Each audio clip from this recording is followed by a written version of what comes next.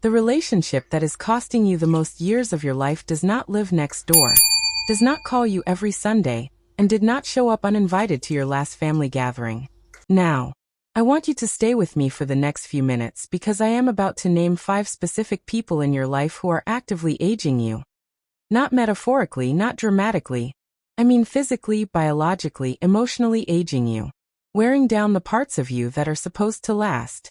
And I am going to start with number 1 right now, because I promised you it would surprise you, and when I say it most of you are going to want to argue with me. You are going to want to skip to number 2. But I need you to sit with it. Because when you finally stop arguing, you are going to know I am right. Stay for all 5. Number 4 in particular is one people almost never see coming. Number 1 you. I told you. You are the person in your life who is aging you the fastest. You. The way you think. The way you talk to yourself at 2 in the morning when nobody else is listening. The way you have been carrying a grudge against someone for 11 years. And replaying the original wound so often that it feels fresh even though the person who gave it to you has probably forgotten it happened. Here is what the research actually says. Chronic psychological stress, the kind that comes from unresolved anger, prolonged emotional suppression, and sustained anxiety, shortens telomeres. Those are the protective caps on your DNA that determine how quickly your cells age. This is not soft language. This is biology. Your body does not distinguish between a threat outside your door and a thought you keep thinking. It responds to both with the same cocktail of cortisol and adrenaline.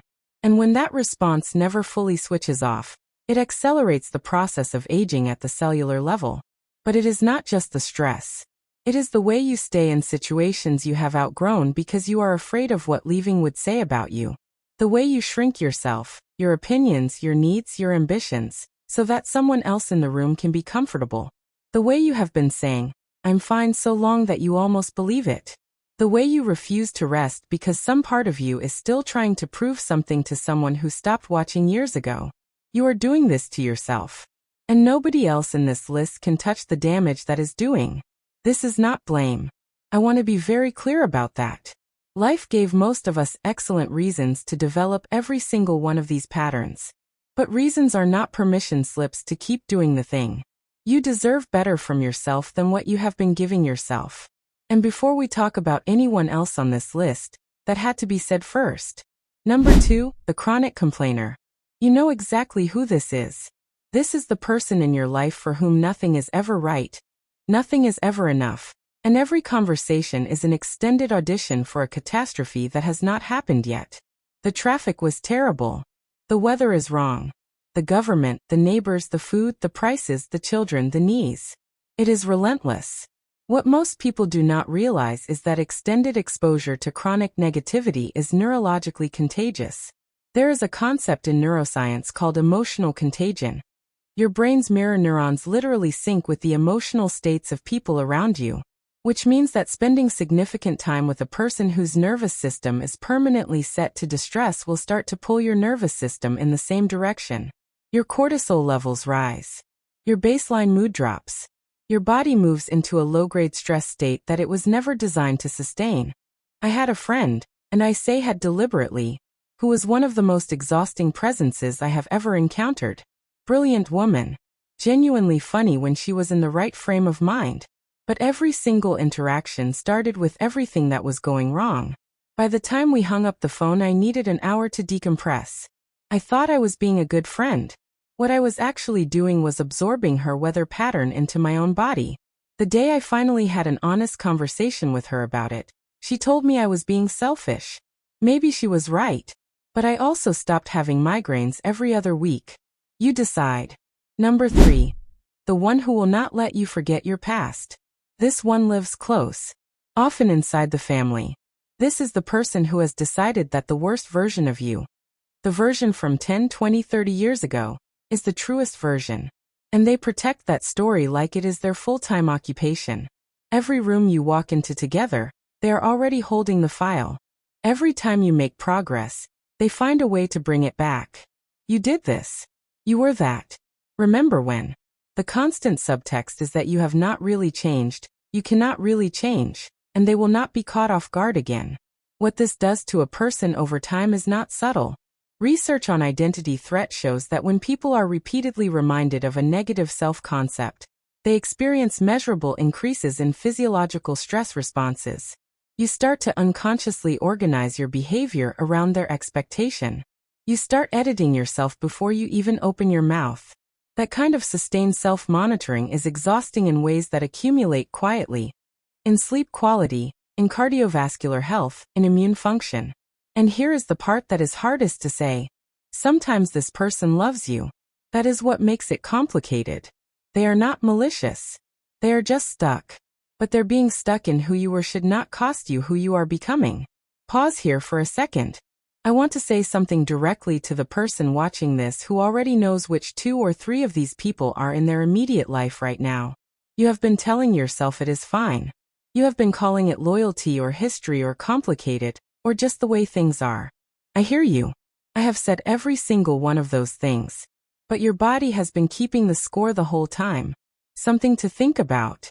If this is landing, and I have a feeling it is, drop a comment below and tell me which one of these 5 people you recognized the moment I described them. Not for me. For you. There is something about naming it out loud that changes what you do next. The comments on these videos consistently become their own conversation, and I genuinely read them. Number 4. The one whose chaos you keep absorbing. This is the most underestimated person on this entire list. Because this is not someone who is mean to you. This is not someone who has ever hurt you on purpose. This is someone you love, genuinely love, who lives in a permanent state of crisis. And because you love them, you have become their emotional emergency contact. Full-time. Around the clock. The chaos rotates. It is always something: money, relationships, health scares, conflict with someone, a decision they cannot make, a consequence they cannot face.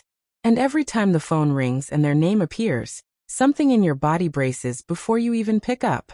What you are experiencing in that moment of bracing is a conditioned stress response. Your nervous system has learned to anticipate dysregulation every time this person enters your awareness.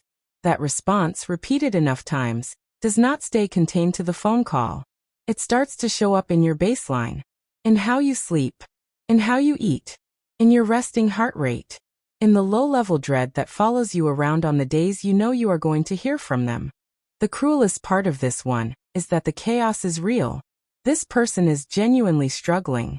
Your care is real, but absorption is not the same as support. You can love someone and stop absorbing their weather into your body. Those 2 things are allowed to coexist. Number 5. The one who makes you feel invisible. This last one is quiet. That is why it is last.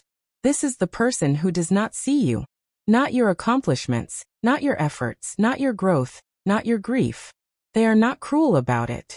There is no dramatic moment you can point to. Just a sustained, low-level experience of being present but unwitnessed. It might be a partner who has stopped being curious about you. A sibling who only calls when they need something and never asks how you are doing in a way that sounds like they actually want to know. A friendship that has slowly become one-directional without either of you officially naming it. What chronic invisibility does to a person is documented, and it is serious. Studies on social belonging and emotional recognition consistently show that feeling unseen over time is associated with higher rates of depression, weakened immune response, elevated inflammation markers, and faster cognitive decline in older adults. Being unseen is not a minor inconvenience. It is a physiological event. The particular tragedy of this person is that you have often been making yourself smaller to fit into the space they have allocated for you. You stopped bringing up the things you are excited about because their response was always flat. You stopped expecting warmth and then stopped expecting much at all. And that gradual dimming of expectation, of desire, of self-expression, is one of the quietest and most insidious forms of aging I know. Here is what I have watched happen. In conversations I have been trusted with, in experiences I have sat with long enough to understand, when someone finally removes or meaningfully distances themselves from the people who have been steadily draining them, they do not immediately feel liberated. That is the part nobody tells you. First they feel guilty. Then they feel the strange discomfort of space, where the noise used to be. But then, and this part is real, something in the body begins to exhale. The sleep changes. The face changes.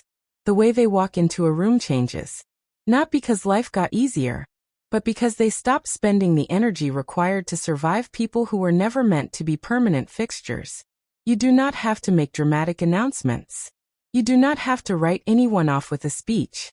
You just have to start being more honest with yourself about what certain people cost you, and whether you can actually afford to keep paying it. That is the whole thing. That is all I have got for today.